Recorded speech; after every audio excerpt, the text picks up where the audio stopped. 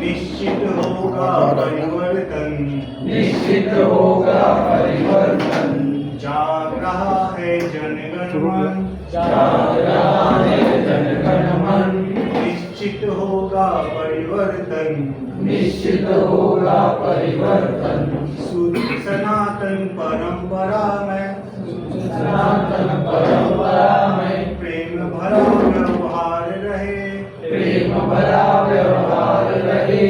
ऋषि मुनियों की शिक्षाओं पर, ऋषि मुनियों की शिक्षाओं पर चलने का संस्कार रहे। चलने का संस्कार रहे। राहर पटती इस दुनिया में, राहर पटती इस दुनिया में कुल कुटुंब का संरक्षण, कुटुंब का संरक्षण। निश्चित होगा परिवर्तन, निश्चित होगा परिवर्तन। जाग रहा है जनगण मन, जाग रहा है जनगण मन। निश्चित होगा परिवर्तन, निश्चित होगा परिवर्तन। श्रद्धा में विश्वास बढ़ाकर सामाजिक सद्भाव जगाए, अपने प्रेम परिश्रम के बल भारत में नव सूर्य उगाए। जाग रहा है जनगण मन, जाग रहा है जनगण मन, निश्चित होगा परिवर्तन। जाग रहा है जनगण मन, निश्चित होगा परिवर्तन।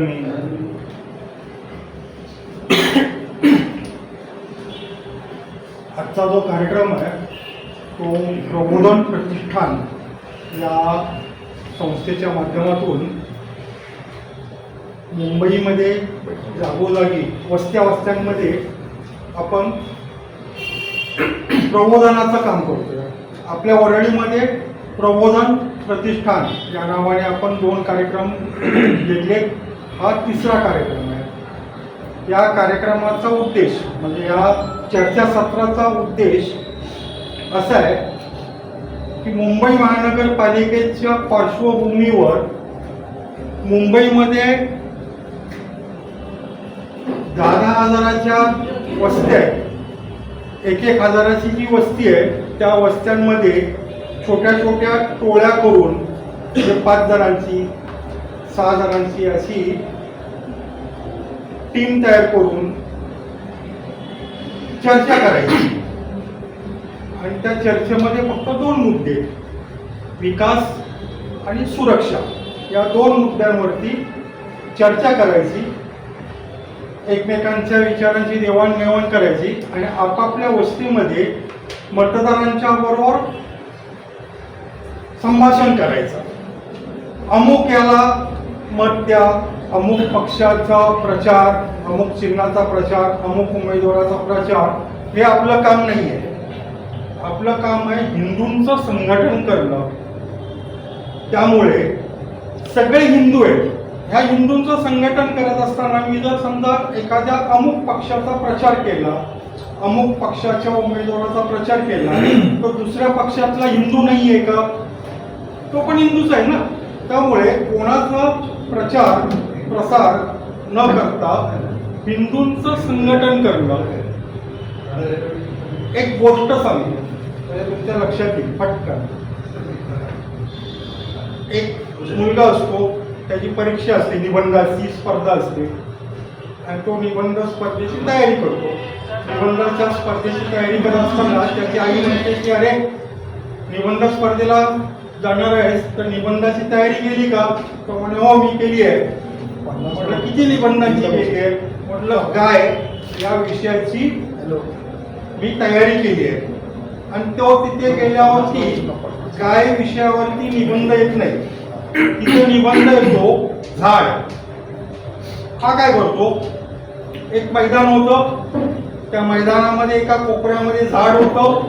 झाड खूप मोठं होतं आणि त्या झाडाची सावली त्या मैदानाच्या कोपऱ्यावरती होती आणि त्या कोपऱ्यावरच्या सावलीमध्ये एक गाय होती. त्या गाईला 2 शिंग होती, त्या गाईला शेपूट होतं, त्या गाईचा रंग अमुक होता, ती गाय इतकी दूध द्यायची, त्या गाईला 2 वासरं होती. त्याने संपूर्ण गाईचा निबंध लिहिला सुरुवात कुठून केली? एक झाड होतं. त्याची आई म्हणते की जर समजा त्या ठिकाणी मैदान असा जर विषय आला असता तर मी दिलं असतं. एक मैदान होतं, मोठं मैदान होतं, स्वच्छ मैदान होतं, तिथे सगळे खेळत होते. त्या तिथे एका कोपऱ्यामध्ये गाय होती, त्या गायीला 2 शिंग, ते 1 शेपूट. त्यामुळे मुंबईमध्ये, महाराष्ट्रामध्ये, देशामध्ये सतत निवडणुका होत असतात, काही ना काहीतरी कार्यक्रम होत असतात. त्या सगळ्या कार्यक्रमांचा, निवडणुकांचा काय तसा आपल्या कामाशी थेट संबंध जरी नसला तरी या पार्श्वभूमीवर आपण या निमित्ताने हिंदू संघटन कसं होईल, हिंदूंचं सुरक्षा कशी होईल, हिंदूंच्या कुटुंबाचा विकास कसा होईल हा विषय घेऊन आपण सतत काम करत राहायचं. त्यामुळे आजच्या या निवडणुकीच्या पार्श्वभूमीवर आपण पुन्हा एकदा त्या गाईप्रमाणे आपलं निबंध घ्यायचा आहे. निबंधाचा विषय आहे सुरक्षा आणि विकास. याच्यासाठी आपल्याकडे प्रमुख वक्ते म्हणून मंगेशजी पवार आलेले आहेत. मंगेशजी पवार हे बालपणापासूनचे संघाचे स्वयंसेवक, अखिल भारतीय विद्यार्थी परिषदेचं ते पूर्ण वेळ काम करत होते. विद्यार्थी परिषदेच्या अंतर्गत एक गर्जना म्हणून संघटन होतं. त्या गर्जना संघटनाचं सुद्धा त्यांनी बरेच वर्ष काम केलं. 1989च्या कारसेवेमध्ये आणि 1992च्या कारसेवामध्ये, अशा दोन्ही कारसेवांमध्ये मंगेशजी आणि मंगेशजींचं पूर्ण कुटुंब त्या कारसेवेमध्ये होतं. मी सुद्धा त्या कारसेवेमध्ये होतो आणि मंगेशजी आमचे प्रमुख होते त्या संपूर्ण मुंबईच्या टीमचे. अधिक परिचय त्यांच्या बोलण्यात आपल्याला मिळतो. गर्जनाचं काम करत होतो मी. गर्जना माझ्या देखरेखीखाली सुरू झाली आणि 89ला कारसेवा झाली. 1990ला कारसेवा झाली पहिली. त्यापूर्वीचा आपण बोलला. आपला जो आजचा विषय आहे तो खरं म्हणजे 24 तारखेपासून एक वेगळा विषय सुरू होईल. आपल्याला माहिती असेल, राष्ट्रीय स्वयंसेवक संघाच्या जन्मशताब्दी निमित्त घरघर संपर्क अभियान सुरू होणार आहे. हा आधी ठरला होता, तर मग निवडणुका घोषित झाल्या त्यामुळे तो पुढे गेलेला आहे. तो आता विषय येईल, आपल्या सगळ्यांना तो करायचा आहे. पण त्याला जोडून आता या निवडणुका आलेल्या आहेत. त्यामुळे अपरिहार्यपणे त्या निवडणुकांची संदर्भात स्पर्श त्या विषयाला होईल, तो अपरिहार्य आहे. गिरीश भोसले म्हणाले त्याप्रमाणे देशात नेहमी निवडणुका होत असतात, परंतु इथून पुढच्या सगळ्या निवडणुका, नगरपालिकेच्या, जिल्हा परिषदेच्या, महानगरपालिकेच्या, विधानसभेच्या, लोकसभेच्या, या एका विशिष्ट वातावरण होणार आहे. त्याला वेगळा आयाम, वेगळा महत्त्व असणार आहे. मला म्हणून बोलणं ऐकू येते, माहितीची गरज नाही. त्यामुळे निवडणुकीत विशिष्ट पद्धतीने मतदान करणं विचारपूर्वक हे सुद्धा संघ विचाराचं काम आहे. हे आपण लक्षात ठेवलं पाहिजे. आता विषय अटळ आहे, कोणी का निवडून येणार असं नाही चाललं. ही ज्याची पार्श्वभूमी अशी आहे, नुकतीच दसऱ्याला संघाची शताब्दी पूर्ण झाली. हे वर्ष शताब्दी पूर्ती वर्ष असणार आहे. आता दादांसारखे ते जुने स्वयंसेवक आहेत, मलाही खूप सिनियर आहेत. त्यांच्या आई बसल्या तिथे, त्यांचे बंधू नामदेवराव, आम्ही लहान असताना हे सगळे संघाचे आध्वर्य होते. या सगळ्या लोकांनी आधीच्या पिढ्यांनी 100 वर्ष काम केलं. आपल्या आयुष्यात कधी कुठल्या विषयी 100 वर्षी पूर्तता आपल्याला बघायला मिळत नाही. एखादा नातेवाईक 100 वर्ष जगला, तो आपल्यापेक्षा आधीच 25-30 वर्षांत मोठा असतो. त्यामुळे त्याच्या आयुष्यात 100 वर्षाचा टप्पा आपण बघत नाही, आपल्याला बघायला लाभत नाही. पण संघाची स्थापना झाल्यापासून 100 वर्ष पूर्ण झाली आणि आपण त्या संघाचे स्वयंसेवक कार्यकर्ते आहोत. म्हणजे काय, याचा अर्थ आपल्याला कळतो. तो समजून घेतला पाहिजे. आणि मुळात कामधंदे नव्हते म्हणून संघ सुरू झाला आणि आपण 100 वर्ष टाइमपास म्हणून काम केलं का? पूर्वीच्या डॉक्टरांनी संघाची स्थापना करताना त्यांच्या मनात काय विचार होता? कधी ना कधी देश स्वतंत्र झालाच असता. संघाने प्रयत्न केले असते काय नसते केले देश स्वतंत्र झाला असता. आधुनिक काळात फार काळ देश पारतंत्र्य राहिला नसता. पण देश स्वतंत्र झाल्यानंतरची वाटचाल कशी राहिली असती असा डॉक्टरांनी विचार केला. आणि त्याकरता मुळातच आपण पारतंत्र्यात का गेलो? ब्रिटिश, पोर्तुगीज, फ्रान्स, फ्रेंच, त्याच्या आधी मोगल, हे सगळे येण्यापूर्वी आपण काय होतो? आपण स्वतंत्र होतो. आपण स्वतंत्र म्हणजे आपण एकछत्री राज्याचा भाग नव्हतो. देशामध्ये विविध प्रकारचे राजे, परंतु सनातन धर्माची, सनातन संस्कृतीची कास धरणारे राजे राज्य करत होते. आपापल्या राज्यामध्ये लोक सुखी होते. सगळ्यांचे कॉमन समान धारा असलेली पूजा अर्चनेची एक पद्धती होती. देव एक होते, नद्या एक होत्या, ऋषी ते सगळ्यांना समान वंदनीय होते. मग आपण पारतंत्र्यात का गेलो? आणि पारतंत्र्यात कोणाच्या गेलो? एकूण भारतामध्ये हिंदू असलेले जे संख्या होती त्यापेक्षा जास्ती मुसलमान होते का? तर नव्हते. आपण जे दीर्घकाळ 300 वर्षाच्या जास्ती काळ ब्रिटिशांच्या पारतंत्र्यात होतो ते ब्रिटिश येताना आपल्यापेक्षा जास्त संख्येने आले होते का? तर नव्हते. मग आपण पारतंत्र्यात का झालो? मायनॉरिटीने मेजॉरिटीला गुलाम करणे हे जगातलं एकमेव उदाहरण आहे. हे आपण त्याचं कारण डॉक्टरांनी शोधलं. त्याचं कारण आपला हिंदू देशातला हा राष्ट्र या संकल्पनेची एकात्म नव्हता. म्हणजे मी आणि माझा भाऊ, एक भाऊ किंवा 2 भाऊ, आम्ही एकत्र जात होतो. तुमच्याबरोबर आई असेल आणि अचानक समोरून वाघ आला किंवा कुठलाही कुत्राचा आला त्रास द्यायला आणि माझ्या आईकडे गेला, तर तिघाही भावांच्या मनात एकत्र विचार आहे माझ्या आईला वाचवलं पाहिजे. कोणी कोणाशी बोललं नाही. अरे चला आपण आईला वाचवूया. का भाव येतो? प्रत्येकाला आईबद्दल काळजी वाटते. आई सुरक्षित राहिली पाहिजे. माझी आई आहे. तो एकात्म. तिघेही भाऊ आपल्या मातेविषयी एकात्म होते. तो एकात्म राहायचा. आईने काही संकट आलं तर आपल्या आईचं रक्षण करायचं असं शिक्षण त्यांना कोणी द्यायला लागू नव्हतं. तो निसर्गता ही माझी आई आहे, तिचं रक्षण करणं, तिचं पालन पोषण करणं हे माझं कर्तव्य आहे. तिचं सुखदुःख माझ्या सुखदुःखाशी निगडीत आहे. हा एकात्म भाव आईशी असल्यामुळे मुलं जवळ असताना त्या आई संग्रहात राहू शकत नाही. नेमका तो भाव या देशातल्या हिंदूंमध्ये देशाबद्दल नाही. शेताचा गाव पारतंत्र्यात गेला, मला काय द्यायचं आपल्या आधी बघ असा भाव झाला. त्यामुळे ब्रिटिशांना आपल्यावर राज्य करणं सोपं होतं. त्यामुळे डॉक्टरांनी विचार केला. त्या काळात काँग्रेस स्थापन झाला, त्या काळात आगळी काँग्रेस नावाची चळवळ होतीच. त्यांचे स्वातंत्र्य पद्धती त्यांना जे योग्य होते ते चालूच होते प्रकार. कधी ना कधी संघ झाला. डॉक्टरांनी विचारलं आपण स्वतंत्र होऊच, पण स्वतंत्र म्हणजे इंग्रज गेल्यानंतर दुसरे कोणी येणार का त्याच्यावरून? आपण तसेच जर राहिलो, इंग्रज गेले, उद्या फ्रेंच गेले, उद्या अमेरिका येईल. ते पुन्हा होऊ नये याकरता आपल्या मनात राष्ट्राबद्दलचा एकात्म भाव जागला पाहिजे, तरच आपण खऱ्या अर्थाने स्वतंत्र होऊ.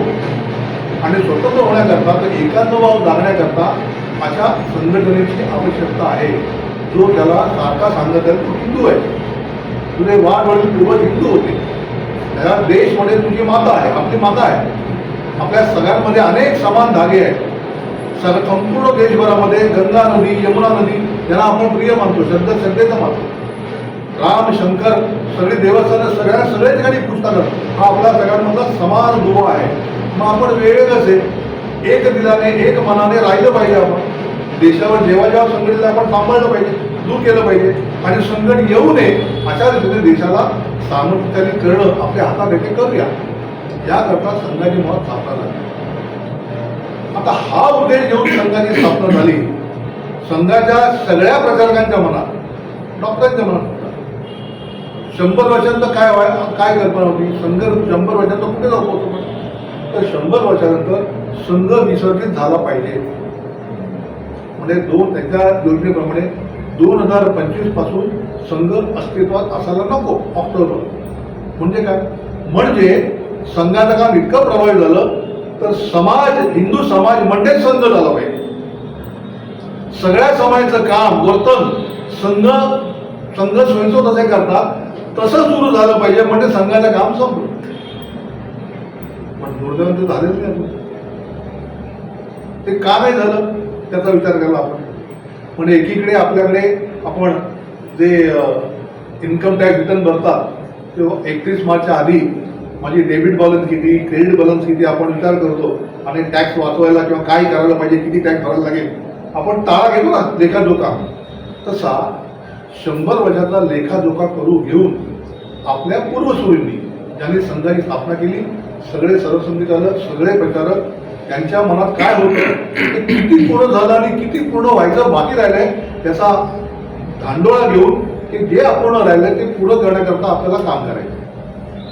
त्यामध्ये सगळ्या कामांपैकी निवडणुका हा पण विषय आहे. निवडणुकाची संघाच्या कामाचा निवडणुकाही संबंध आम्ही सांगतो. या 100 वर्षामध्ये काय काय झालं? पहिली तर 25 वर्ष आपण 4 भागामध्ये त्याचा तुकडे करू. 25 संघावर पहिली बंदी आली. संघ स्थापन झाला 1925 साली. 1948 बंदी आली गांधी हत्येचा. संघाचा संबंध नसताना सुद्धा. कारण काँग्रेसला लक्षात आलं की संघ ज्या पद्धतीने काम करत आहे कधी संघ काँग्रेसपेक्षा मोठं होईल आणि लोक संघाचा ऐकायला लागतील. संघाने सांगल्याशिवाय आपल्याला मतं मिळणार नाही, आपल्याला सरकार मिळणार नाही. ते संघाला संपवलेलं बरं. गांधी हत्येच्या निमित्तानं बंदी घातली. संघाचा काही संबंध नव्हता म्हणून संघ त्यातून सही सलामत बाहेर आला. पण त्या काळात संघाची उपेक्षा होती. उपेक्षा म्हणजे संघाला कोणी खिलगंडी धरत नव्हतं. प्रचारक निघाले संघाचं काम करायला तरी गावी राहायला जागा मिळायची नाही. डॉक्टरांनी पाठवलं तुम्ही धुळ्याला जायचं, तुम्ही जालन्याला जायचं, तुम्ही मध्यप्रदेश जायचं, तुम्ही केरळमध्ये जायचं. अरे केरळमध्ये जाऊन राहणार कुठे मी? काही नाही, धर्मशाळेत राहा, देवळात राहा, नसेलच तर झाडाखाली राहा, पण काम सुरू करा. आणि तसंच काम सुरू केलं. ते पण दादांची जर गप्पा मारल्या तर जुन्या गोष्टी दादांनी सांगितलं मला अशा अनेक असंख्य गोष्टी तुम्हाला कळतील की अशा संघाचं काम सुरू झालं. हळूहळू जेव्हा गांधी हत्या झाल्यानंतर गुरुजींना लक्षात आलं संघावर सतत लोकसभेमध्ये आणि कोर्टामध्ये आरोप होत आले. संघाची बाजू मांडणार कोणीच नव्हतं. मग संघाची बाजू मांडायची असेल, संघाच्या कामाला राजमान्यता मिळायला पाहिजे तर राजकीय क्षेत्रामध्ये संघाचं काहीतरी एक युनिट असलं पाहिजे. म्हणून भारतीय जनता पक्षाची स्थापना झाली 1949 आणि ते काम करण्याकरता गुरुजींनी अनेक संघाच्या प्रमुख पदाधिकारी काही चांगले कार्यकर्त्यांना काम सांगितलं होतं. दीनदयाळजी उपाध्याय होते, अटलजी होते, लालकृष्ण होते. त्यानंतरचा काळ 1948 नंतरचा संघाचं काम वाढत राहिलं. 1975 साली आणीबाणी आली, संघावर परत बंदी आली. त्या आणीबाणीच्या संघर्षाच्या विरोधात संघाने 1.5-2 वर्ष सत्याग्रह केला. असंख्य कार्यकर्ते तुरुंगात गेले, काहींचे तुरुंगात मृत्यू झाले. जे तुरुंगात गेले त्यांच्या घरच्यांना काँग्रेसने आणि पोलिसांनी छळ केला. संघ त्याला करून होईल तो अंगावर झेलला संघाने. गांधी हत्येच्या वेळेला सुद्धा संघाने स्वयंसेवकांना सांगितलं मुलींनी की ज्यांनी अत्याचार केले, अनेक ठिकाणी संघाच्या कार्यकर्त्यांची घरं जाळली गेली, फुलं लुटली गेली, मारहाण झाली. त्यांनी सांगितलं गुरुजींनी की ज्यांनी आपल्याला मारलं हे आपलेच आहे, हिंदूच आहे, मनामध्ये राग बाळगू नका, त्या जखमा सहन करा आणि त्यांना पण बरोबर घेण्यासाठी काम करा. आणि संघाने सूडबुद्धी मनात न ठेवता काम केलं. परिणामतः असा समाजाचा बराच मोठा भाग संघाशी जुडला. आणीबाणीच्या संघर्षामध्ये आणीबाणी उठली. जनसंघ पण त्या सरकारमध्ये आलं, जनता पार्टी घडली आणि संघाशी संबंध नको म्हणून त्यांनी बहिष्कार घालायचा प्रयत्न सुरू केला. तुम्ही संघाची नातं तोडा. जे जनसंघाचे लोक होते त्यांनी नकार दिला. आम्ही आमच्या आईशी संबंध कधी तोडला. त्यामुळे जनता पार्टी तुटली. तेव्हा संघाला लक्षात आलं की एक प्रकारच्या राजकीय अस्पृश्यतेचा आपल्याला सामना करायला लागतो. म्हणून संघाने जनसंघाने तर नवीन रूप आलं भाजप आणि भाजपचं स्वतःच्या जोरावर काम सुरू आहे. पण 1975 साली आधी जी हेटाळणी होती ती हेटाळणी गेली आणि संघाच्या शक्तीची दखल देशातल्या लोकांनी घेतली आणि संघाकरता तिरस्काराचा भाव हा आणि सहकार्य सुरू झालं संघात. अनेक संस्था स्थापन झाल्या. 1992ला बाबरी पडली, त्याचं वर्णन आणि सांगितलं. 1990च्या कारसेव जे होते, ज्याने माझ्याबरोबर तुरुंगवास जाऊन भोगला, त्याच्या आठवणी फार वेगळ्या आहेत. पण 1992 साली 6 डिसेंबरला बाबरी पडताना जे जे अयोध्येमध्ये उपस्थित होतं ना, आपल्या वेगळं होतं का? 92च्या काळात बिलकुल होतं. आपण एकत्रच त्या गुरुद्वारामध्ये होतो. हा, ज्यांनी ते बाबरी पतन पाहिलंय, ज्यांनी त्या अयोध्येत जमलेल्या लाखो स्वयंसेवकांचा हर्षोन्माद पाहिलाय, बाबरी एक एक तो गुंबद पडत होता आणि लोकांना हिस्टेरिया पक्ष अटॅक येतो ना, असा म्हणजे लहान मोठे असे काहीतरी म्हणजे एरवी लोकांना हा वेडा झाला की काय असं वाटेल, अशी किंचाळ होते, हर्षाचा उन्माद. 500 वर्षाच्या गुलामगिरीचा पराभवाचं लक्षण आपल्या डोळ्यासमोर ढासळत होतं. त्याचा जो आनंद आहे ना, आता माझ्या अंगावर काढलाय. त्याच्याही असेल आम्ही तो क्षण अनुभवले. त्यामुळे हिंदू जनमानस कशाच्या प्रती होतं ते पाहिजे. अयोध्या, काशी आणि मथुरा हे 3 विषय आपण हातात घेतले होते. त्यातला अयोध्या विषय 92ला बाबरी पडली आणि 2020ला पायाभरणी झाली आणि गेल्या 2024ला मंदिर उभारण्याचं काम पूर्ण झालं. समान नागरी कायदा करायचा होता, त्याचं काम चालू आहे. पण काश्मीर 370 वेगळं अस्तित्व राखणारं 370 कलम गेलं. संघाने ज्यामुळे आपला देश एकसंध होईल, एकत्र होईल आणि त्याच्या आड जे जे अडचण आहेत ते काढायचे, त्याचे अनेक अडचण हळूहळू गळून पडत आहेत संघाच्या ताकदीमुळे. प्रश्न असा आहे की एक एक विषय, राम मंदिर झालं, पुढे काय? राम मंदिर होईपर्यंत आपल्या सगळ्यांना एक समस्याचं एक कारण होतं, एक आंदोलनाचा विषय होता, तो संपला. आता काय? एक धक्का और दो, बाबरी को तोड. आता काय घोषणा द्यायची? आता झालं मंदिर. हा प्रश्न जर पडत असेल त्याचा अर्थ आपण त्या राम मंदिराच्या निर्माणाचं महत्त्व आपण स्वतः समजून घेतलं नाही. राम मंदिर एक मंदिर आहे, ते राष्ट्र मंदिर होईल. तर काय होतं?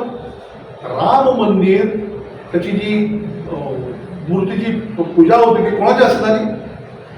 प्राणप्रतिष्ठा 2 व्यक्तीची असणार. कोण? देशाचे पंतप्रधान आणि राष्ट्रीय स्वयंसेवक संघाचे परमपूज्य संचालक मोहनराव भागवत. याचा अर्थ कळलाय का आपल्याला?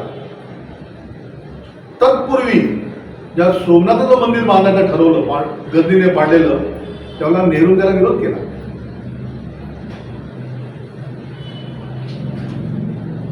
लोकांनी म्हटलं वल्लभभाई पटेल म्हणजे का पुरत का? सरकारी पैसा धार्मिक कामात वापरा करेल, नका देऊ तुमचे पैसे, लोक कामा करतील. लोकांनी जमा केला. त्या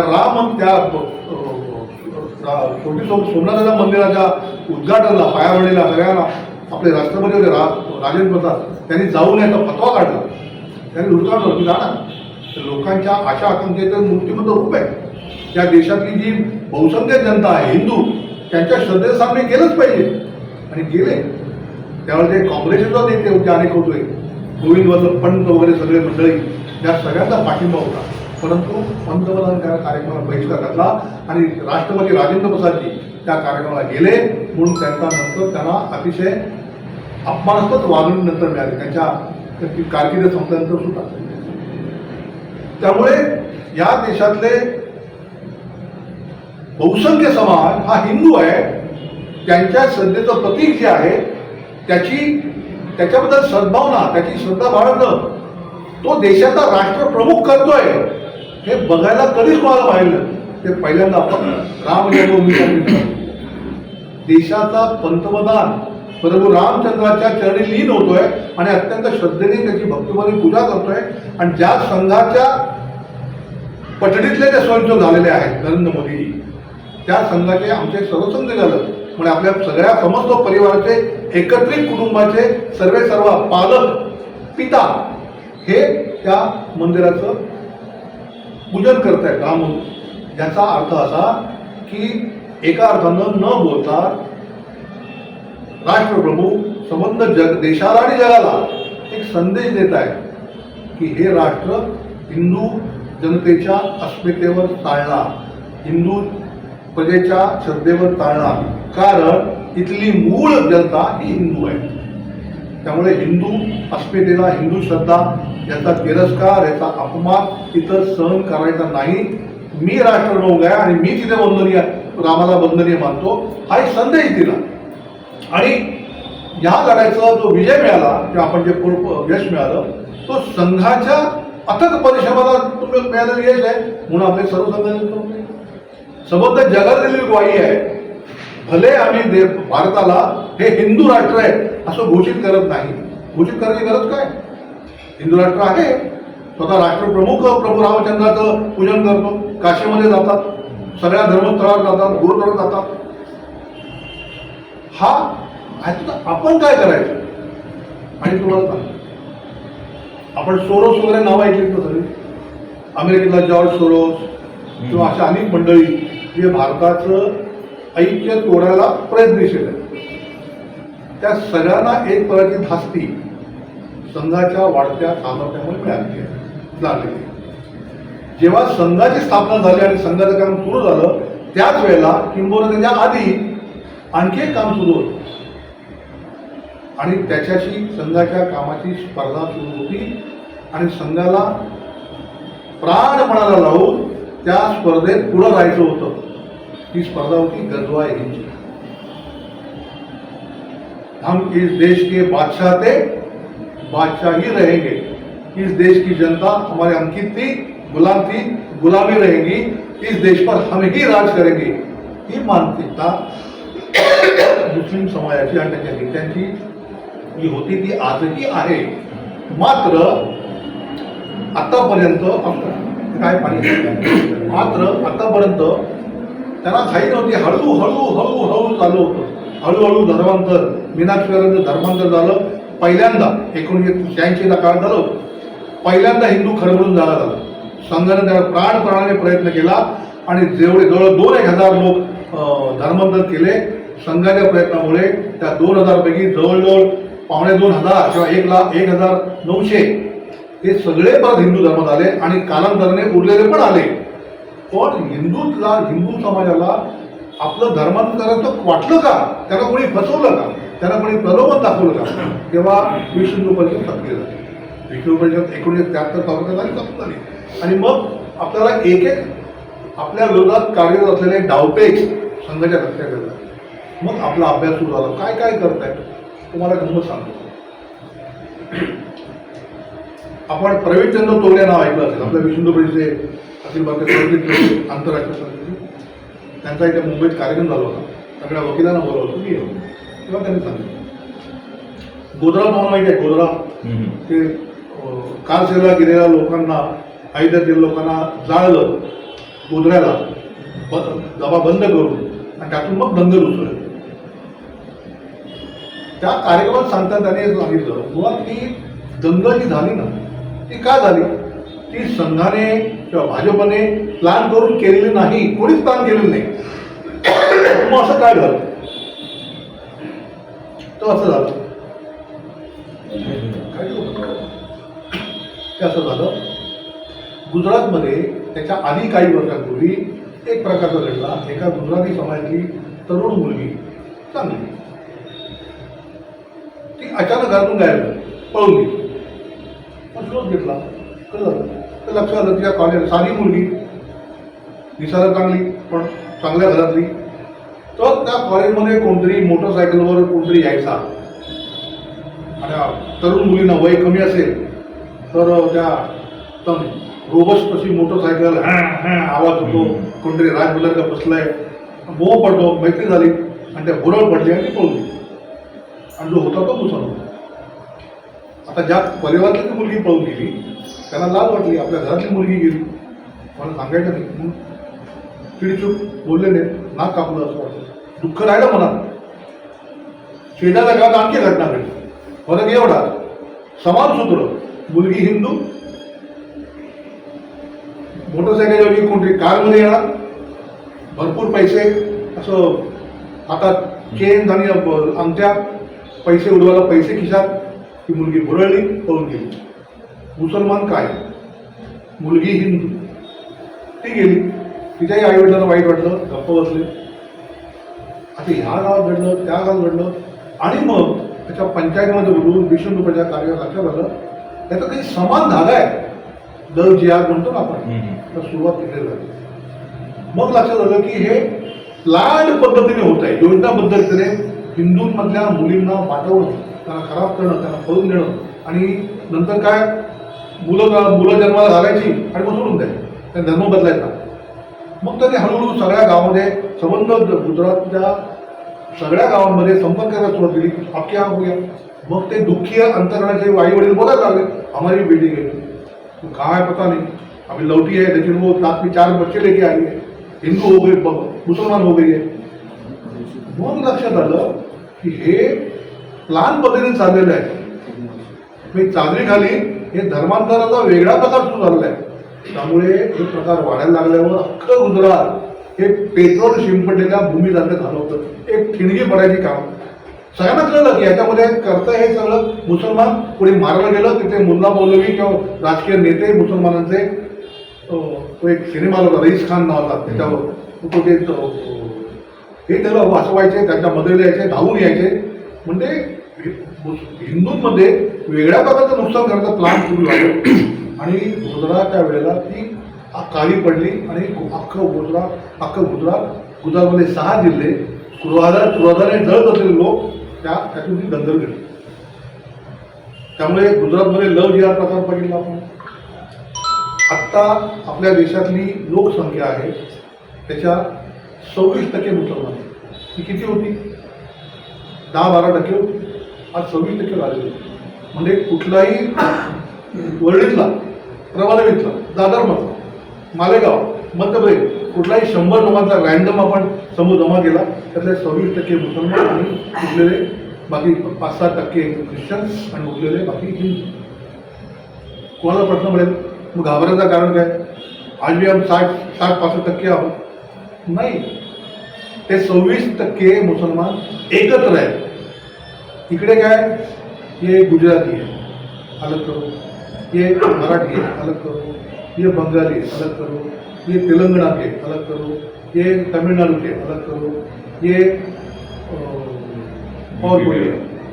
मतलब 26% विरुद्ध 3%, 10%, 12%, 15% ते एकत्र नाही आहेत.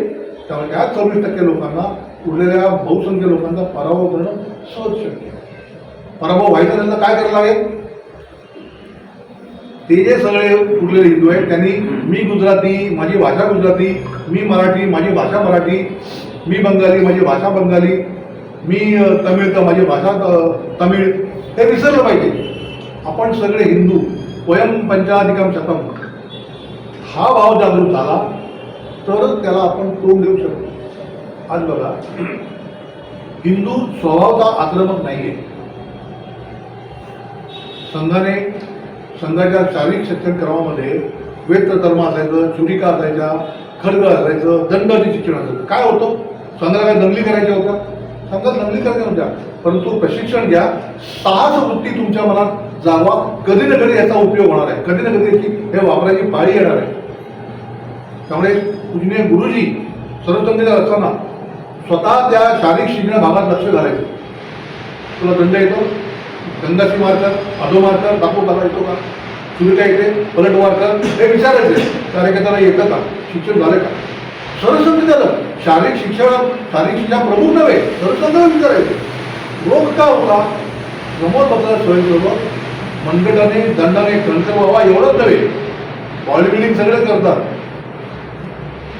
अल्लाह अकबरचा नारा लागल्यावर जय श्रीराम म्हणून जागेवर उभा राहतो का? तर तो स्वयंसेवक. मग ते बेटकुळे असल्या काय नसल्या काय, जय श्रीराम म्हणतात त्याला 10 ठिकाणाहून जय श्रीराम असा प्रतिसाद मिळतोय का?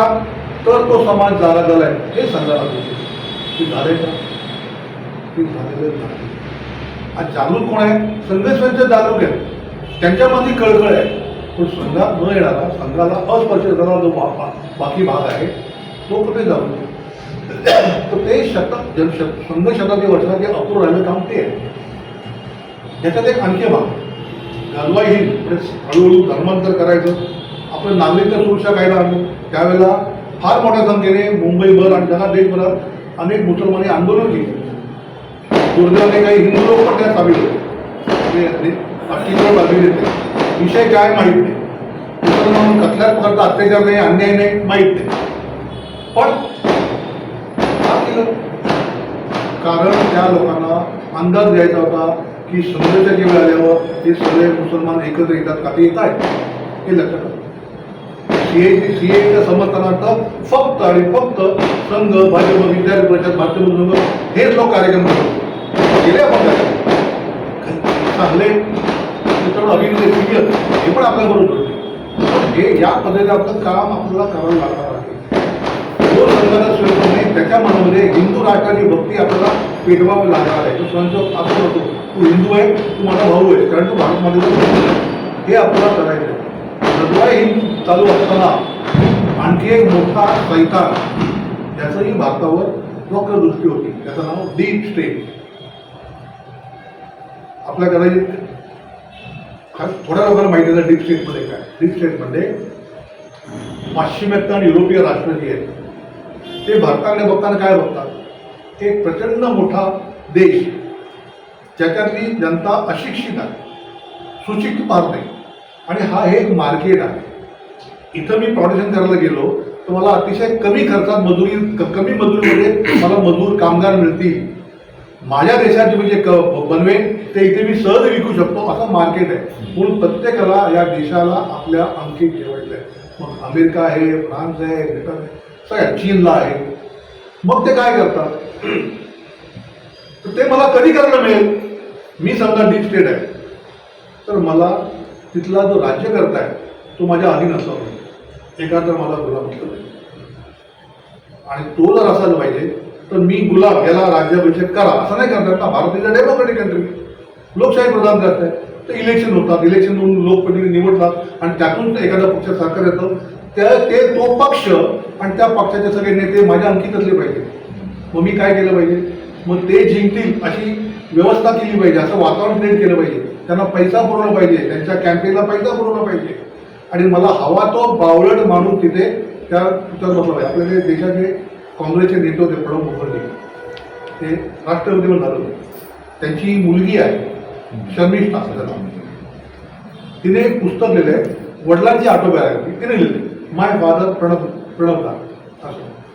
त्यात तिने प्रणब मुखर्जींची रुख त्यांनी लिहिली आहे. प्रणब मुखर्जींची इच्छा होती की राहुल गांधी याने जर का देशाची धुरा सांभाळायची असेल तर छोट्या छोट्या कामामधून त्याला प्रॅक्टिस झाली पाहिजे, सराव झाला पाहिजे, कामाचा अनुभव आला पाहिजे. म्हणून राहुल गांधीने कुठल्या ना कुठल्या मंत्रिमंडळाची जबाबदारी घ्यावी, मंत्रिमंडळाचा कारभार करावा आणि मग हळूहळू तो पंतप्रधान व्हावा. पण त्यांनी पुढे गेले. पण माझे वडील प्रणब मुखर्जी हे निराश होते. हा उडाण टप्पू होता. उडाण टप्पू शब्द वापरला म्हणजे हिंदीत. मग काही गंभीरपणे घेऊ नये, कतलत नाही. आपल्याच पक्षाचा, आपल्या सरकारचा अध्यक्ष राहून भर सभे टाराडारा फाडतो, त्याला काय अर्थ लागणार. पण त्याचं वेगळं, त्यामुळे त्यांनी ती आशा सोडली. पण असा तो मूर्ख माणूस ज्यांनी डीप स्टेटने ठरवला की हा पंतप्रधान झाला पाहिजे, ज्याला मॅनेज करणं, त्याला डोळे वटारले की बस, डोळे वटारले की उठ, आपलं सगळं ऐकणार, आपल्याला सगळं रस्ते भारताचे सगळे दर्जा मोकळे करणार. आणि मग काँग्रेस सरकारचं सरकार यावं याकरता डीप स्टेटने मोठ्या प्रमाणात प्रयत्न सुरुवात केली. स्पर्धा अतिशय बिजोड होती. एकीकडे संघ, राष्ट्रपती. तुम्हाला एक इतिहासली गोष्ट सांगतो म्हणजे तुम्हाला ही किती जीवघेणी स्पर्धा होती ती कळेल. संभाजी महाराजांचा मुक्काम संगमेश्वरला होता आणि शिवाजी महाराज गेल्यानंतर रावचंद्राला वाटलं होतं की आम्ही मराठी राज्य संपलो. पण संभाजी महाराजकडेच पराक्रमी होते, त्यांचं राज्य पराक्रम होतं. तर त्यांनी विचार केला की याला जर पकडलं, कैद केलं मराठ्यांच्या छत्रपतीला, तर अख्खं मराठी राज्य आपल्याला येईल, नेस्तानाबूत करता येईल, आपला कोणतरी पिटू नेता येईल. आणि त्यांना बातमी मिळाली गुप्तचर्यातून की संगमेश्वरला मराठ्यांचा छत्रपती केवळ 50-100 लोकांसह आहे. त्यांना आत्ता रात्री अचानक धाड घातली, सहजपणे कैद करणं शक्य आहे. म्हणून मुकर्रम खान आणि रणदुल्ला खान या दोन खानांना 25,000ची सेना देऊन त्यांनी रात्री जायला सांगितलं. त्यावेळेला आपले सेनापती होते मराठी राज्याचे, त्यांचं नाव मलोजी घोरपडे. एक सिनेमा तुम्ही पाहिला असेल मराठी जुन्या लोकांनी, धन्य ते संताजी धनंजय, पाहिलाय का? हा, देश हा देव असे माझा गाणं होतं त्यात, तो सिनेमा. त्यातले धनाजी जाधव आणि संताजी घोरपडे हे दोन सेने, त्या संताजी घोरपड्यांचे हे वडील मलोजी घोरपडे पराक्रमी होते आणि राज्याबद्दल अतिशय निष्ठा असणारे. ते आपल्या गावात गेला, सैन्य युद्धाचं राज्य वातावरण झालं तरच सैन्य एकत्र आहेत, बाकी सगळे शेती करायची. तर ते आपल्या गावी असताना कुंडली शेतकरी टेळ्या तो सांगायला लागला, म्हणजे बाबा काहीतरी मोठी सेना कुठूनतरी या दिशेत झालेली आहे, दक्षिण दिशेला. मराठी राज्यामध्ये दख्खन म्हणजे दक्षिणेकडे, उत्तरेकडून आफ्रिकेमध्ये कोण करणार, कुठं युद्ध तर सुरू झालंच नाही, कुठून पण नाही माहीत नाही. हा जो उत्तरेकडून सेना आणि मशालीच्या संख्येवरून प्रचंड मोठी संख्या दिसते, कुठल्या रस्त्याने गेले, या रस्त्याने गेले.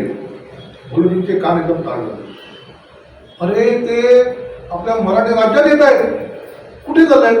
आणि मग त्याला चूप पेटली. अरे आता संगमेश्वरला ढाकले महाराज आहेत, म्हणजे संभाजी महाराज, ही सेना तिथे तर निघाली आहे ना त्याला पकडायला. आणि आता जर झालं धार पडली तर सहज शक्य, कारण 50-100 लोक आहेत आणि 25,000 दिसते. तर त्यांनी सांगितलं ताबडतोब उठा, जेवढं सैन्य गावाला सगळ्यांना उठवलं, 300-400 लोक उठले, निघा कुठे? संगमेश्वरला. आणि मग 15 मिनिटात सगळे घोडे तयार करून 25,000च्या सेनेचा पाडा उघडण्याकरता 300 जणांची सेना निघाली. कोणी जगण्यात नव्हतं, त्यांना कल्पना होती. आणि आड रस्ता काढला आणि जेव्हा त्या तोडीवर घोड्याच्या मला देशभर दौड करत राहिले, त्यांचा संताजीला भाव पडला गेला, बाबा आपण पोचू ना वेळेवर.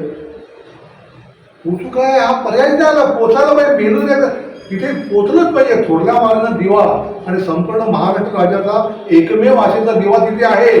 तो जर मोगलाई हातात लागला तर राज्य संपेल आपलं, आपण मेलो तरी चालेल, पण ही सेना तिथे पोचायच्या आधी आपल्याला ते पोचलं पाहिजे.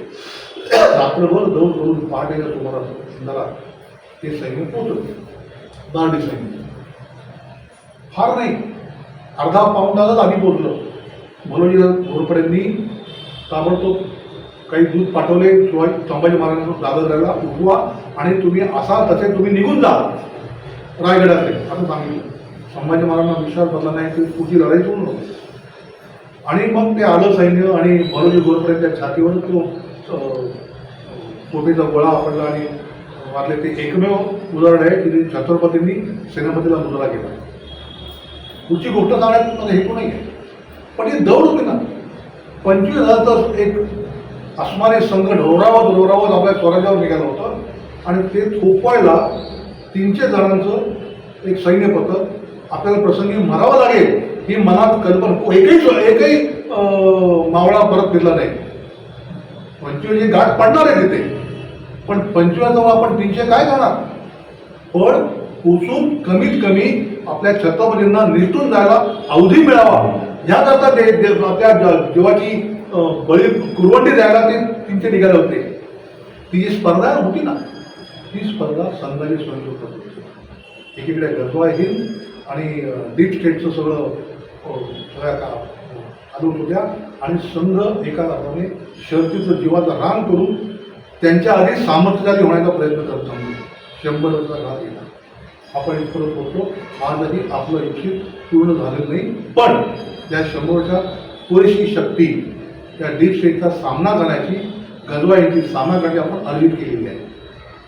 आणि तुम्हाला जर गेल्या 8-10 वर्षात नरेंद्र मोदी 2014ला मुख्यमंत्री झाले, तिथपासून जसजसं संघाची शक्ती वाढत गेली, जसजशी भाजपा प्रबळ गेली, तसतसं या सगळे गजवा हे भारत विरोधी शक्ती यांचा धीर सुटत चालला. ते उतावीळ झाले, त्यांना दिसेल त्यांना प्रतिरोध करणारी शक्ती वाढते. ती पूर्ण फ्लेजमध्ये पूर्ण सुटतो, फुल फ्लेजमध्ये वाढण्याआधी त्यांना त्यांचा डाव चालायचा होता, तो त्यांना साधता येत नाही. ही अतिशय बिजोड सत्ता आहे, प्रचंड पैसा आहे. सुदैवाने संघाचा प्रचारकाचा माणूस देशाच्या पंतप्रधानी बसला आणि देशाला विविध मार्गाने सामर्थ्य करण्याचं काम सुरू केलं. पण ही स्पर्धा संपलेली नाही, ती दौड चालू आहे, आपलीही दौड चालू आहे. आणि त्यांनी पूर्ण उग्र रूप धारण करण्यापूर्वी आपल्याला भारतमध्ये समोर जाऊन उभं राहायचं आहे त्या 300 लोकांना. फरक एवढाच आहे, आता त्या 300 लोक मेले, आपल्याला समोरच्याला मारायचं, समोरच्याला परास्त करायचं. ती ही स्पर्धा आहे, ती ही चुरस आहे, ते संघर्ष आहे. त्यामुळे या देशातल्या सगळ्या निवडणुका, या निवडणुकांना या सगळ्या विषयाचा स्पर्श आहे. भले ती महानगरपालिका निवडणूक असली तरी लोकांना काय वाटतं, अरे इतना बड़ा विषय है, BMC लेन को लगाते हो. यहाँ तो विषय काय है, घर गली दुरुस्त केली की नाही, संडास बांधले की नाही, गटार बांधले की नाही, रस्ते नीट केले की नाही, लाईट केले की नाही, बरोबर. पण आत्ता ती मुसलमानांची हिंमत देशामध्ये वाढलेली आहे, तिची आपल्याला लपली आहे का? कोविडच्या काळामध्ये मुंबऱ्यामध्ये एक मुलीने विरोध केला, लाऊडस्पीकरवर मतदान केलं, केवढा गदारोळ झाला. मंगलबार लोढांना जाऊन सपोर्ट करायला लागला आणि कोर्टाने निर्णय दिला.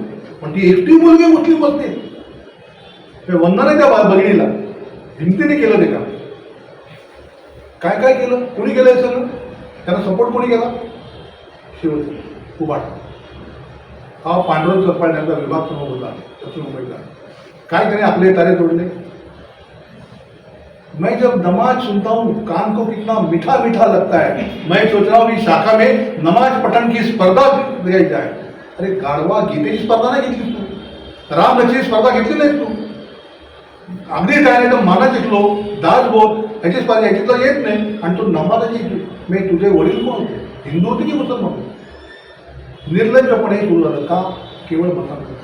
आजही सर्वसामान्य शिवसैनिक, सर्वसामान्य मंत्री हा हिंदू द्रोही नाही. नाहीला जरी त्याच्या निष्ठा त्या ठाकरे गणाची आहे आणि ते त्यांना हे कळत नाही, पण त्यांना ते आवडो न आवडो त्याची ताकद तिथे एकवटली आहे. ती ताकद त्या मुसलमानचं रक्षण करणार. अफजल खानाची खबर, तिला वाचवायला कोण पुढे आलं? शिवाजी महाराजांचं नाव सांगणारे शिवसेना, उभाटा. टिपू सुलतान नाव दिलंय का गार्डनला? त्यांनी म्हैसूर त्रावणकोरमध्ये हिंदूंचा छळ केला, जाळून मारलं, दगड झाडाला बांधायचं आणि दातात दगड मारले, असा छळ केला. त्या टिपू सुलतान नाव द्यावं लाज नाही वाटली. या मुंबईचे बॉम्बस्फोट झाले, त्या बॉम्बस्फोटला एक आरोपी याकूब मेनन, त्याला जेव्हा फाशी झाली, त्या फाशीला विरोध करणारे मला सोळा असं ज्यांनी सही केली, असलम शेख आणि रशीद मामू, आज कुठे आहेत ते?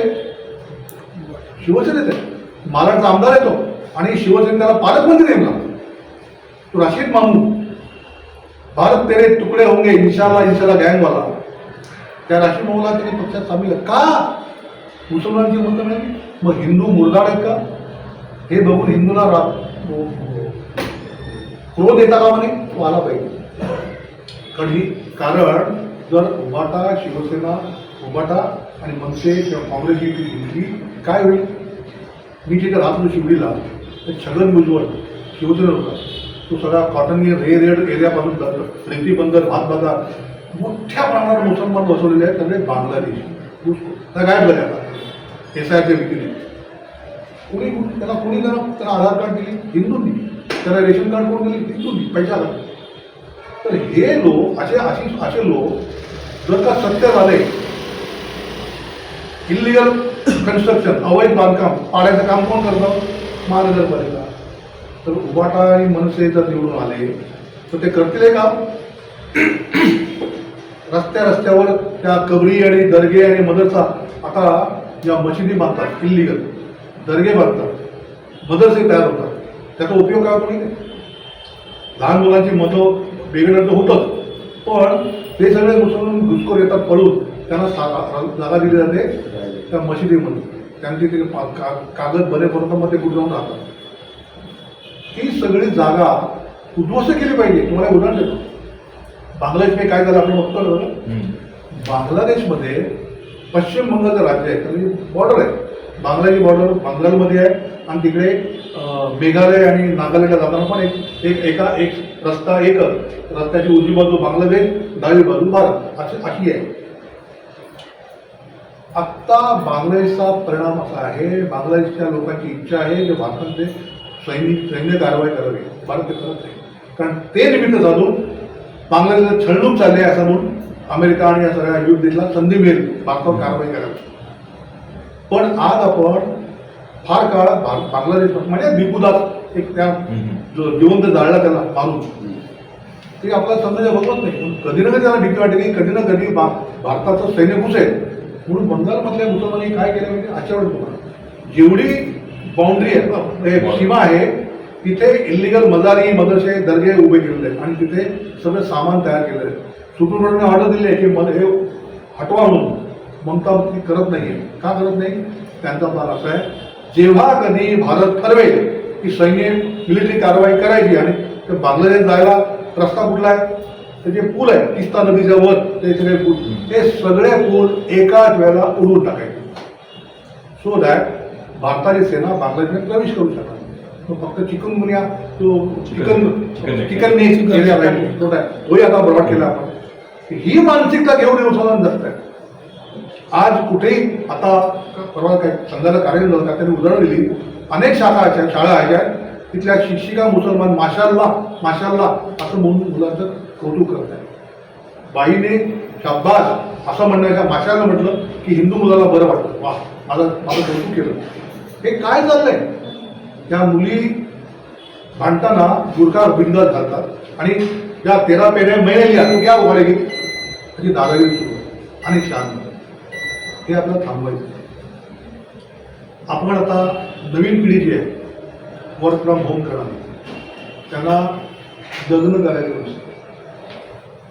तरुण मुलं आणि तरुण मुलं त्यांना आयुष करायचं असतं लग्न करायचं. फार मोठ्या संख्येने आज काय ते स्विगी आणि कोण झोमॅटो मागवतात. रात्री वेळेला भूक लागते. रात्री वेळी कोण येतं सगळे. आम्ही काही ठिकाणी टेरली केल्या 2,000 मुली 2 किंवा 3 एकटी तिथे तो रात्री 11 वाजता तो बर्गर घेऊन येतो. अरे बर्गर देऊन पैसे घेऊन जायला किती वेळ लागतो? 1 मिनिट. 1 तास काय करतो? 1 तास काय करतो का? आणि मग ते मोठ्या जातात मग 4 ते 5 सोया माफ करा तुम्ही असं नाही बोलणं मला वेळ वाटतंय. हे वास्तव आहे पण आपल्या मुली नाचवलं जात आहे. हे भयानक आहे. प्रजा वाढवलं काम आपलं आणि आपल्याकडे मुली काय करतात 30-35 लग्न करायचं. प्रजनन क्षमता संपायला आल्यावर लग्न होऊन फार फक्त 1 मूल जन्माला आला तुम्ही हिंदू प्रजेमध्ये भर एकाने होईल. पण ते मुसलमान तुमच्या एवढं 15 लोकांना जन्म देतात. लोकसंख्या सारखी राहील कशी? हे संकट मोठं आहे. हे आस्मानी संकट आहे. ते आपल्याला लक्षात आलं पाहिजे. म्हणून या हिरव्या विंचवाला समर्थन देणारे संरक्षण देणारे मजूर देणारे कुठलेही पक्ष असेल त्याला नेस्तनाबूत करणं हा राष्ट्रधर्म आहे. हे संघाचं काम आहे. संघ म्हणत नाही भाजपमधल्या जो हिंदू इतकी बात करेगा वही देश के राजा. देश म्हणजे केवळ देश नव्हे मुंबई महानगरपालिका पण देश. प्रत्येक युद्धामध्ये त्यांना पराभूत करावं लागणार आहे. आज पूर्वीची स्थिती नाही आहे. गेल्या 10-12 वर्षात हिंदू बोलायला लागलेले आहेत. ती केतकी चितळे हिंदात बोलली ना अनेक पत्रकार तयार झालेले आहेत. पण घराघरातले लोक आहेत त्यांना हा सगळा विषय कोणती समजावून सांगितल्याशिवाय त्यांना लक्षात येत नाही. हे काय भयानक आहे. ज्यांना जे आवडेल ज्यांना ज्याची भीती वाटते सांगा. खोटं सांगायचं नाही वास्तव सांगायचं आहे. ही जी 25,000ची फौज आणि मलोजी घोरपड्याचे 300 मावळे ही स्पर्धा आहे ना आपल्याला 300 मावळे 3,000 3 लाख ते करायचे आहेत. तेही वाढतील. त्यांना परास्त करायचं. जेव्हा सोरोस पैशावर मला उदाहरण देतो लोकसभा निवडणूक झाली ना ज्या पक्षाने राम मंदिर निर्माण केलं ज्या पक्षाने काश्मीरचा पूर्णपणे भारतात सामील केलं 3 तलाकवर बंदी घातली नागरिकता सुधार कायदा पास केला आणि बाहेरच्या देशात जे हिंदू मायनॉरिटी आहे त्यांना भारतीय नागरिकांचा मार्ग मोकळा केला. सगळ्या देशात जगातल्या हिंदूंना एकच राष्ट्र आहे. माहेर हेच आहे एकच. इथे आम्ही मला परमिशन करता होते ना म्हणून तो नागरिकांचा सुरक्षा कायदा केला. त्या पक्षाला लोकसभेत 300 करून आपण 240 वर आले. एवढं पाप घडलंय हिंदूच्या कल्पना पण नाही. त्याला उदाहरण देतो. आपल्याकडे खासदार कोण होता 2019च्या निवडणुकीत तो एनडीएचा कॅन्डिडेट होता आपल्याबरोबर होता. तेव्हा भेंडी बाजारमध्ये एक 25 बूथ आहेत. एक बूथमध्ये वोटर किती असतात कमीत कमी 800, जास्तीत जास्त 1400. 1000 धरू आपण. 25 बूथ म्हणजे 25,000. 25,000 मतदानातलं जे काही 8,000 मतदान झालं, त्या 8,000 मतांपैकी काँग्रेसचा जो उमेदवार होता, जो एनडीए होता, त्याला 5,500 मतं मिळाली आणि अरविंद सावंतला त्याच बूथमध्ये 300 मतं मिळाली. कारण तो एनडीएचा पाठवा भाजपबरोबर होता. आत्ता 2024च्या लोकसभेला अरविंद सावंत उमेदवार तोच, पण तो आता एनडीएच्या विरोधात होता. मुसलमान सपोर्ट आणि बरोबर ती यामिनी जाधव, एकनाथ शिंदेची मताच्या आकडे ते फक्त जागा बदलल्या. यामिनी जाधवला त्याच बूथमध्ये 300 मतं, अरविंद सावंतला ज्याला धुतकारून त्यांनी 300 मतं दिली त्यांनी 550. ही मधली मानसिकता आहे. त्या भिवंडीमध्ये कपिल पाटील होते, भाजपचे खासदार मंत्री होते. मला त्या भिवंडीत 6 विधानसभा येतात. त्या 6 विधानसभेपैकी मुंब्रा एक विधानसभा, बाकी 5 विधानसभेमध्ये भाजपच्या उमेदवाराला भरपूर लीड. 5 विधानसभा मिळून 1.5 लाखाचं लीड. 1.5 लाख लीड तोडणार कोण? एक ते मुंब्रा आली. मुंब्रा विधानसभा सुरक्षित हो ना, वो लड़ाई लड़नी है. अभी तक जख्मी मत हो.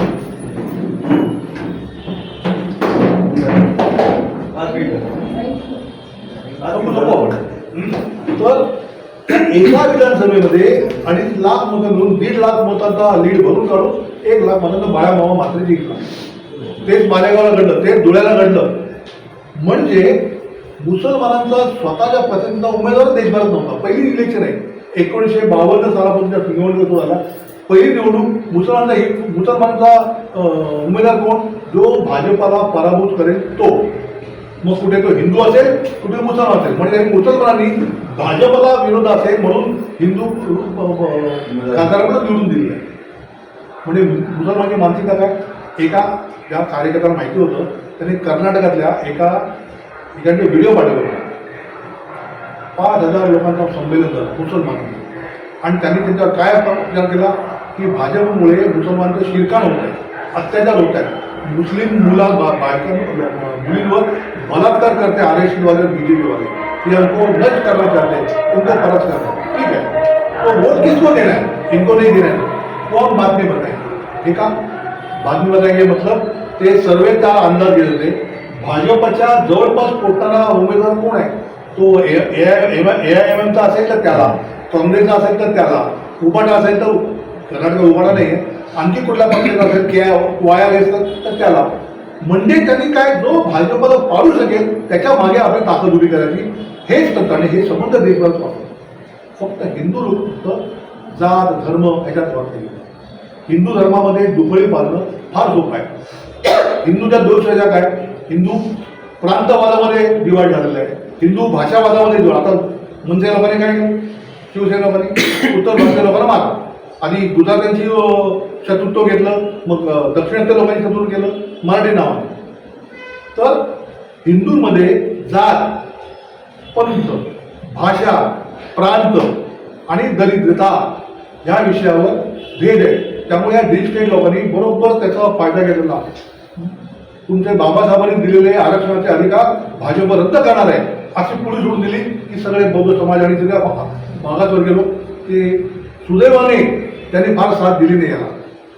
त्यांनी योग्य मतदान केलंय भवंशी. पण असं हे वाढवणार आपलं काम काय?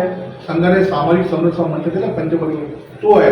कुठल्याही जातीचा असेल, हिंदू आहेस ना, तुम्हाला सख्खा भाऊ, तुम्हाला सख्खी बहीण, एकत्र येऊ, एकत्र काम करू, पण भारत मातेचं पूजन करू, त्या देशाला वाचवू. हा नुसतं बोलून होणार नाही, आपला व्यवहार तसा असला पाहिजे. माझी आपल्या सगळ्यांना विनंती आहे. मी त्या ताई जाता म्हणून लवकर आठवतो, मी वेळ पण झाला. संघाचा विषय निवडणूक हा कधीच नव्हता. पण ज्याला लोकसभा निवडणूक अंदाज घेतला की धार्मिक अस्मितेवर ही निवडणूक झाली, त्यामुळे आपल्याला सुद्धा हिंदू दर्शन करण्याकरता धार्मिक अस्मितेवर केलं. संघाने अभियान काय केलं? 100% मतदान करा, भाजपला मतदान करा, असं कुठेच नाही सांगितलं. मी स्वतः अनेक अंटापूरमध्ये काम करतो, सांगितलं काय?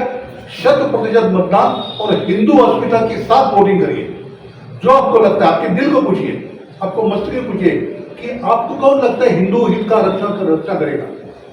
तो हु विल प्रोटेक्ट हिंदू इंटरेस्ट उसको वोट करिए. आपको लगता है शिवसेना करिए, बेशक करिए, लेकिन आपके मन को पूछिए. तेव्हा कुठे विधानसभेतला निकाल बदलला आपल्याला या इलेक्शन फेस करायचं आहे. इलेक्शनमध्ये असं आहे, आपला मी जिथे राहतो शिवडीला ते शिंदे सेनेचा उमेदवार होता आहे. संघाचा स्वयंसेवक मी कॉलेजमध्ये असल्यापासून शरद चोपडा नाव पण आपलं आगे आहे, तिथं लांब आहे. आता तो विश्वपर्यंत काम करतो. तुम्हाला मंगेश भाई हम इनको वोट नहीं करेंगे शिंदे सेना. क्यों? हम वो उभा टाका जो है ना सचिन पवार सीधे कर उसको करेंगे. क्यों करेंगे? वो मिलता है हमें, वो अपना काम करता है. मतलब दो व्यू चुन के वो काम करेगा. लेकिन मान लो जिस कॉर्पोरेट में पैसा खाना है ना, वो पैसा खाने के लिए तो काम करना पड़ेगा. काम करेगा तभी तो पैसा निकल पाएगा ना. तो काम तो तेरा होगा, संडास रिपेयर होगा, बिजली की मरम्मत होगी. लेकिन तेरे आजू बाजू में जो मुस्लिम बस्ती है, वहाँ जो घुसखोर आके बांग्लादेश के लोग रहते हैं, उनकी देखभाल करो, उनका प्रोटेक्शन कौन करेगा? यही लोग प्रोटेक्शन देंगे. तेरी बेटी को अगर कोई छेड़ेगा तो ये लोग तेरे सपोर्ट करने नहीं आएंगे. जिनको तो हराएगा ना वो संघ के स्वयंसेवक भाजपा के कार्यकर्ता वो आएंगे दौड़ के. तो किसको चुनना है? ये बात तो मैंने सोची नहीं. हाँ, तो ये चुनाव गटर का, पानी का, इलेक्ट्रिसिटी का नहीं है. लोग बताएंगे अरे या सगळ्या गोष्टी एवढ्या मोठे मोठे विषय, ह्याचं काय? मोठे मोठे विषय खालून सुरू होतात. त्यामुळे आपल्याला हिंदू मताचं रक्षण करेल, हिंदू मताचं काम करेल, हिंदू अस्मितेचं अशा उमेदवारांना आपल्याला विजयी करायचंय. आपण ते करा. ज्या की तुम्ही आला आणि 8 वाजल्यापासून 9:15 पर्यंत बसला तुम्ही 100% करा. पण आपल्याला मानणारे अनेक लोक आहेत, त्यांना हे विषय सांगायचा. ज्यांना जसा विषय तुम्हाला आठवेल ते सांगा, आपण नक्की सांगा. आणि येणाऱ्या काळामध्ये आपल्याला हिंदू विचाराचं रक्षण करणारं आपल्याला मजबूत करायचंय. सगळ्या निवडणुका सगळ्या आता इथून पुढे यानंतर ही निवडणूक झाली की 24 जानेवारीपासून जन्मशताब्दीनंतर घर घर संपर्क अभियान येणार आहे. त्याने अनेक विषय बोलते. ही निवडणूक देशातली सगळी प्रत्येक निवडणूक हिंदू अस्मितेची निवडणूक अशीच मानली पाहिजे आपण. कारण जो हिंदू हिताचं रक्षण करणारा पक्ष आहे तो ही महानगरपालिका मी सांगितलं गटार, लाईट, रिपेअर ह्याची इलेक्शन, विधानसभेची इलेक्शन, राज्याचे विषय, पोलीस विषय आणि केंद्राचे विषय, अवजड उद्योग असं काही नसतं. कारण शेवटी कसं असतं जोडले गेलं जातं. इथं जो नगरसेवक निवडून येईल कुठल्याही पक्षाचा तो त्याच्यामुळे विधानसभा निवडणुकीत त्याच्या शब्दाला वजन येणार आणि मग त्या विधानसभेत त्या भागाचा उडी करण्याचा प्रयत्न होणार. आणि तो जर आमदार निवडून आला तर तो लोकसभेत तसा प्रयत्न करेल. त्यामुळे या सगळ्यामुळे आपल्या डोळ्यासमोर हिंदू हिताचं रक्षण करणारा उमेदवार त्याला मत देणे हे आपलं काम आहे. अशा प्रकारचं लोकांना आपण सांगा. कोणत्या विषयावर